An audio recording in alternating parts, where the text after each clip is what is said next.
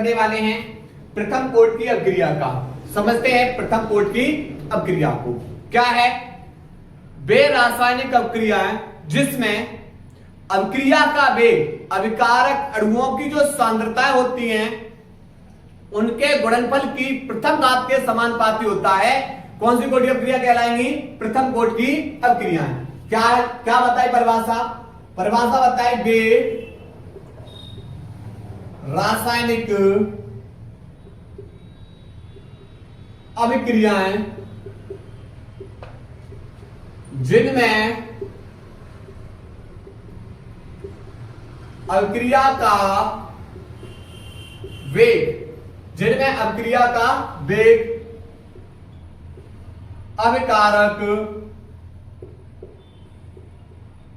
अणुओं की सांद्रताओं के गुणनफल की प्रथम घात के समानुपाती होता है। कौन सी कोटि अपक्रिया कहलाएंगी? प्रथम कोटि की अपक्रिया कहलाती हैं। प्रथम कोटि की अपक्रिया कहलाती हैं। माना एक अपक्रिया है, वो बेटा R और T के बाद क्या बना रही है? उत्पाद। क्लियर? तो इसमें जो अब यहां पर व्यंजक देखेंगे इसका कि जो अपक्रिया का वेग है dR/dt, क्योंकि अपक्रिया का वेग निर्भर किस पे कर रहा है भाई? अभिकारक अणुओं की सांद्रता पे। तो अपक्रिया का वेग है वह समानुपाती होगा अभिकारक अणु R इसकी सांद्रता की कितने? प्रथम घात के। कितने? प्रथम घात के समानुपाती होता है। तो प्रथम कोटि अपक्रिया। समानुपाती का चिन्ह हटाओ, बराबर का चिन्ह लाओ एक कांस्टेंट के, और यहां R की पावर कितना है? 1। क्लियर?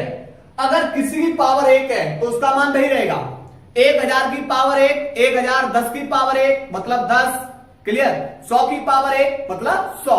तो R की पावर 1 मतलब R। तो R को बेटा एक और कर लीजिए और dt भाग में दूसरी ओर जाके गुणा में। तो माइनस के dR/R बराबर dt भाग में दूसरी ओर जाके गुणा में। अब करना क्या है? दोनों पक्षों का समाकलन करने पर, दोनों पक्षों का समाकलन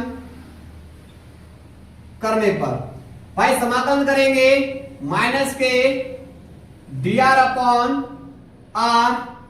बराबर समाकलन के इंटू में dt का। ठीक है? अब एक फॉर्मूला होता है d के सापेक्ष x का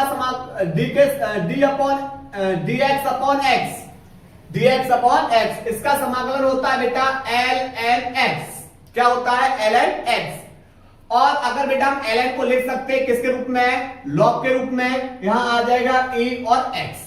अगर मुझे e को हटाना है और tan के रूप में लाना है, किसके रूप में लाना है? tan के रूप में। तो एक संख्या है 2.303, इससे गुणा कर देंगे। ठीक? तो यहां पर बेटा dx/x का समाकलन ln x को लिख सकते हैं log e x। क्या लिख सकते हैं? log e x। और e को हटाएंगे tan के रूप में लाएंगे तो 2.303 से क्या कर देंगे? मल्टीप्लाई।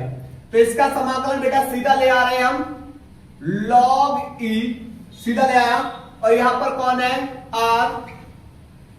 चिन्ह माइनस का है, माइनस का बराबर के कांस्टेंट है, इसका समाकलन नहीं होगा। d के सापेक्ष t का समाकलन t और प्लस में एक समाकलन स्थिरांक c। समीकरण नंबर 1 c हमारा क्या है? समाकलन स्थिरांक। ठीक है? चलिए माना r की जगह बेटा लगाएंगे r0 और t बराबर क्या लगाएंगे? 0। चलिए लगाते हैं। तो माइनस के log ई, आर की जगह बेटा आर नॉट बराबर के इंटू टी की जगह 0 प्लस में सी। तो यहां से किसका मान निकाल लेंगे, सी का। तो यहां पर सी बराबर हो जाएगा माइनस के log ई आर नॉट। सी का मान समीकरण 1 में रख दीजिए सी की जगह। तो सी का मान समीकरण 1 में रखने पर, चलिए रखिए भाई, तो माइनस के log ई आर बराबर के इंटू टी, ये प्लस का चिन्ह है और ये माइनस का, प्लस माइनस माइनस, सी की जगह लगा बेटा log ई और यहां पर आर। log को बेटा एक और कर लो, इधर माइनस का मान है, दूसरी ओर जाके प्लस का मान हो जाएगा। चलिए तो यहां पर हो जाएगा log ई आर नॉट, ये माइनस का मान था, दूसरी ओर जाके प्लस का, ये माइनस का मान है, माइनस के log ई आर बराबर कौन बचेगा, के इंटू में टी। एक फॉर्मूला होता है log m minus log n बराबर log m अपॉन n। ये हमारा m है, ये हमारा n है, ठीक है। तो यहां से हो जाएगा log e m, m हमारा r नॉट बट्टे n, n हमारा r बराबर के इंटू टी। ई को हटा दो, log को 10 के रूप में ले आओ, 2.303 से मल्टीप्लाई, उसके बाद log ई बदल जाएगा 10 में, उसके बाद आर नॉट बट्टे आर बराबर के इंटू टी। टी गुणा में है, दूसरी ओर जाके भाग में, तो यहां से हो जाएगा भाई के बराबर 2.303 बट्टे टी, टी गुणा में दूसरी ओर जाके भाग में, log 10 आर नॉट बट्टे आर, ठीक है।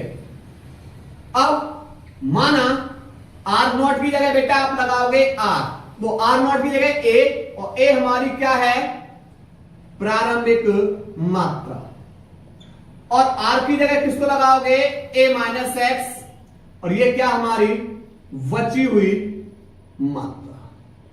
चलिए लगाओ, तो के बराबर 2.303 बट्टे टी log 10 आर नॉट की जगह ए बट्टे आर की जगह ए माइनस एक्स, ठीक है।